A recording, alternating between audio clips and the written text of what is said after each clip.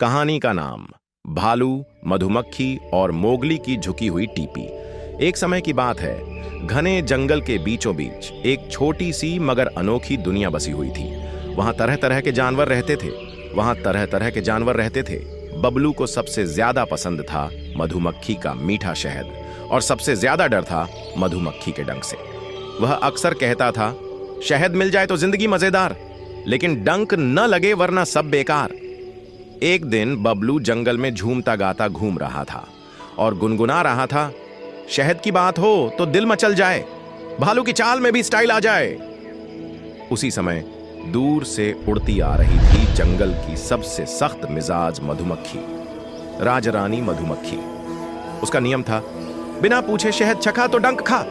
बबलू की नजर एक बड़े छत्ते पर पड़ी। उसकी आंखों में चमक आ गई और वह बोला, अब तो मुंह में पानी आ गया। उसने बिना सोचे समझे छत्ता हिला दिया। अगले ही पल भन भन भन, झुन झुन झुन, मधुमक्खियों की पूरी सेना उस पर टूट पड़ी। राजरानी गुस्से में बोली, अरे ओ मोटे, तुझे तमीज नहीं। बबलू डर के मारे भागा और चिल्लाया, बचाओ, मुझसे गलती हो गई। इसी समय जंगल का सबसे समझदार बच्चा मोगली ये सब देख रहा था।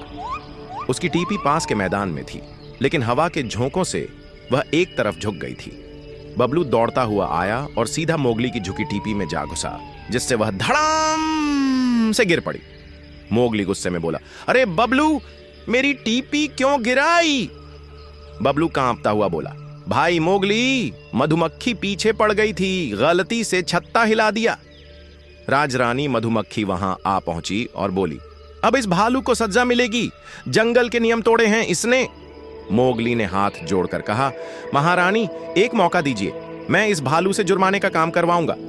अब जंगल में अदालत लगी। शेर राजा, तोता पंच, मोरनी मंत्री सभी उपस्थित हुए। शेर राजा गरजे, भालू ने अपराध किया है, लेकिन जंगल में दया भी है। मोगली, क्या सुझाव है? भालू 3 दिन तक जंगल के सभी मधुमक्खी छत्तों की देखभाल करेगा और मेरी झुकी हुई टीपी को ठीक करेगा।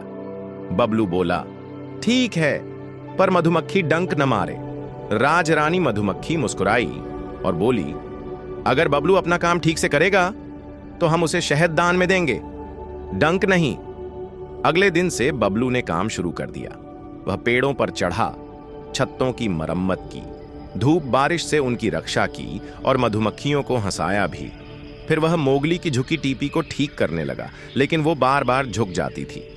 तोता पंच बोला, भालू, तुझे तो कोई भी काम सीधा नहीं आता। बबलू बोला, अरे भाई, मैं गोल मटोल हूं, सीधी चीजें मुझे उलझा देती हैं। आखिर मोगली ने जुगाड़ लगाया। उन्होंने लकड़ी की टहनियों से सपोर्ट लगाई, रस्सी से खींचा और ऊपर पत्तों का ढांचा बना दिया। अब टीपी सीधी खड़ी हो गई और पहले से भी सुंदर लग रही थी। बबलू खुश होकर बोला, अब इसे झुकी से झक्कास टीपी कहना चाहिए। 3 दिन बाद जंगल में उत्सव मनाया गया, भालू सुधार दिवस।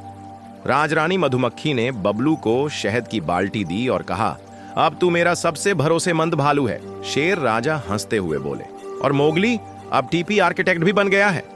मोगली मुस्कुराया, जंगल में मस्ती हो, दोस्ती हो और थोड़ा सा शहद हो, बस जिंदगी बन जाए।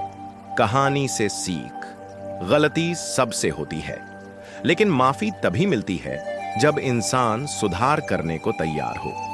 जिम्मेदारी निभाना और टीम में काम करना हर समस्या का हल है। झुकी हुई। चैनल को लाइक एंड सब्सक्राइब करें। वीडियो कैसे लगी कमेंट करो, प्लीज सब्सक्राइब करो। न्यू वीडियो का नोटिफिकेशन सबसे पहले आपके पास पहुंचे।